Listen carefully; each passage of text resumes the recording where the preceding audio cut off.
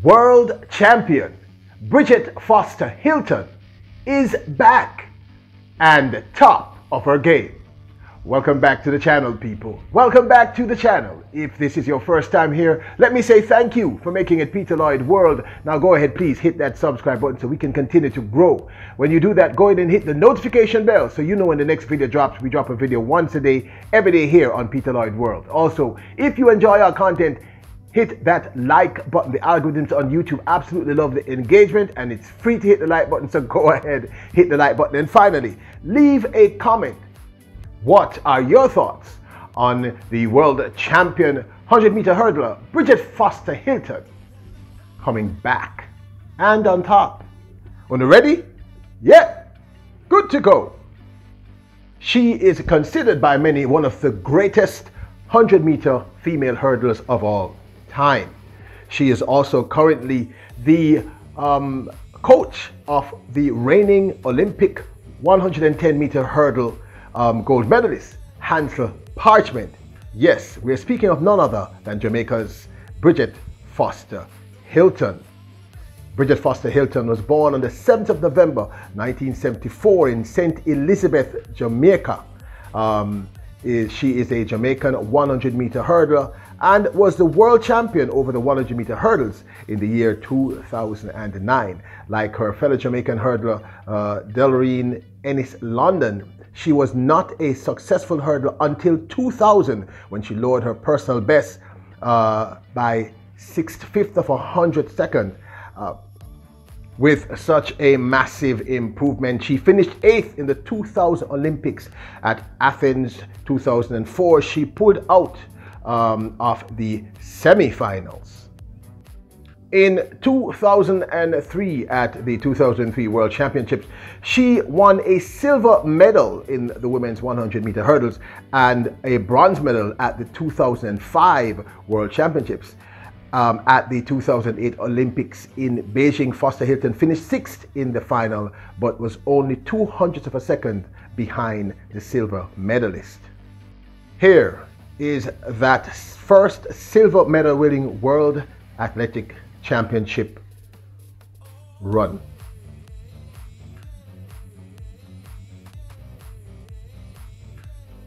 Wow.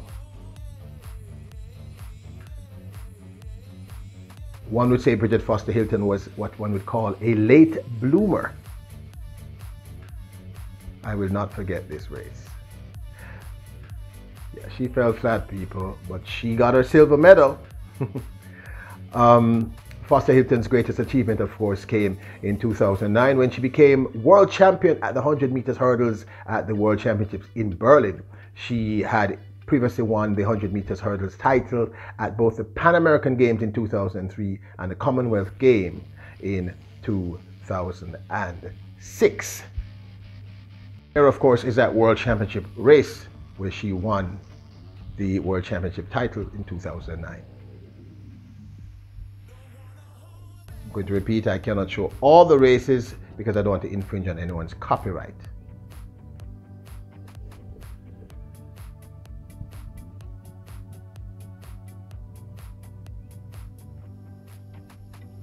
Now, to me, Bridgette Foster-Hylton has always been a focus in determination. 9 years after winning her very first medal, she comes along and wins her World Championship, which we all thought was inevitable. Most of us who are around would remember these joyful celebrations of Bridgette Foster-Hylton. Now, the world champion 100-meter hurdler Bridgette Foster-Hylton, of course, retired from athletics in 2012. So many of you must be wondering about the title. She retired. Foster-Hylton always had a love for tennis and had even longed for the day when she could play competitively. So upon retiring, a transition to her long-lost love was inevitable. And as is the case with many elite athletes, her growth in a sport outside of the one she dominated for so many years has been phenomenal. In 4 years, Foster-Hylton has played in 4 tournaments and has won 2, making the final in another. That people had to share this story. It's one of those feel-good stories this great world champion transitioning after retirement into the sport of lawn tennis. She said in an interview with the Jamaica Glen, she said, "I followed tennis because of Serena and Venus Williams since I was a young girl, even while in college, and I love tennis. While I was training with MVP as an athlete, would turn up for training and people would ask me why I look so tired because I was up watching the Australian Open," she recalled. She said from her athletic days, she wanted to take lessons, but her husband, Patrick Hilton, also a big tennis fan, refused to allow it, always citing the possibility of injury. Patrick, that was a good decision. that was a very good decision to ensure that you didn't do that. Hilton went on in an interview with the Jamaica Gleaner. She said, "I was always yearning for the day when I retired so I could start taking lessons. I started training in 2013 and entered my first competition a year later. And a lot of people said I was brave. The tennis community was not very encouraging. A lot of people said to my face I should stick to track, and that was so unkind. You know, human beings always do that because they can't do something, they discourage you from doing it. But I didn't take it personally. I just wanted to learn the sport. And I didn't have any serious intention to compete at that time," she said. But of course, compete she did, winning, as I said earlier in the article. Now, here is her at a recent tournament in November of 2021. In the women's B division, Bridgette Foster-Hylton is the top seed and therefore top of her game. People, this is a remarkable transition. This was in December the 16th, 2021. I got this from Sports, as you can see. That's their logo, big up to them. But I mean, I just thought I had to share this. Her both reinventing herself and of course, following a new path and passion.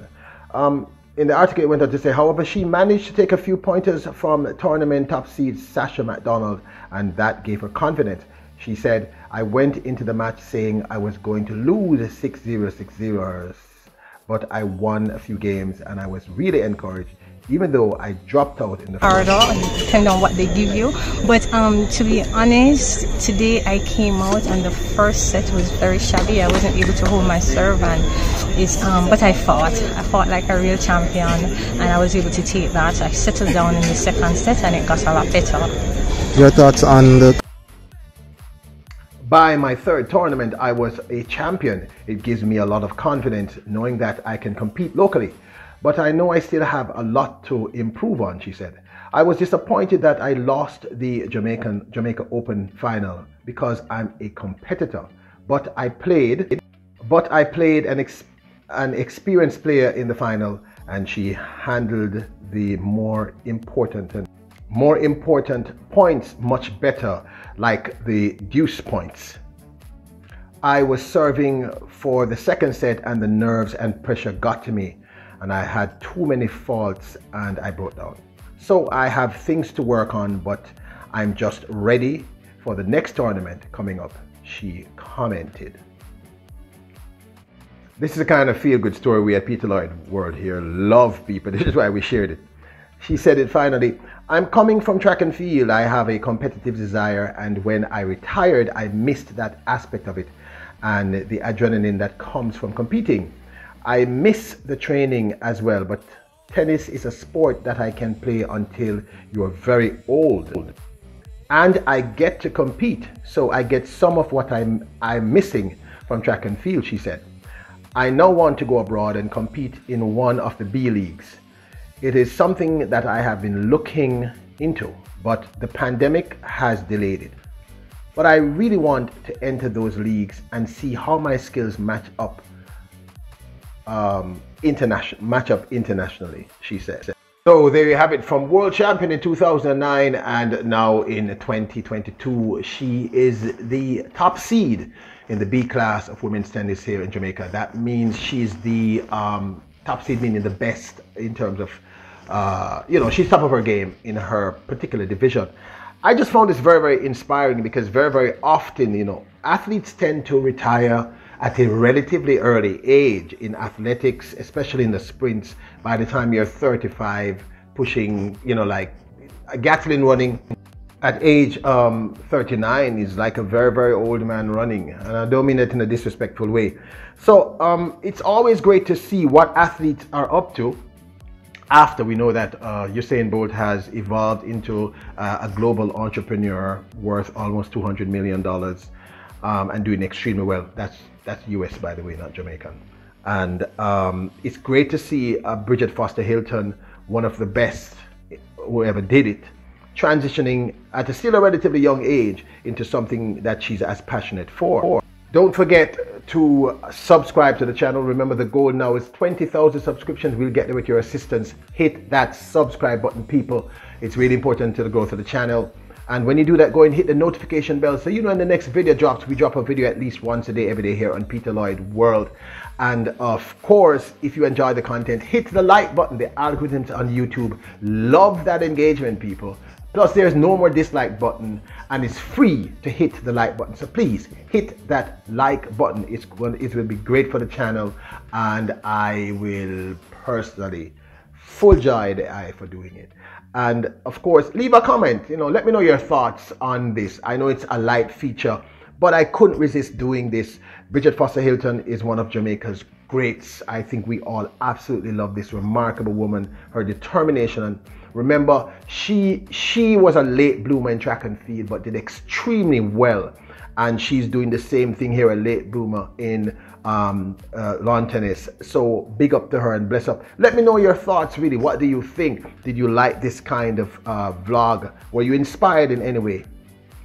My takeaway from this is you are never too old to learn. You're never too old to transition. You're never too old to try something new. And the other takeaway is you can't listen to what people tell you. Believe me, people, I'm living proof of that. You cannot listen. And don't be mad at them. They're not hating.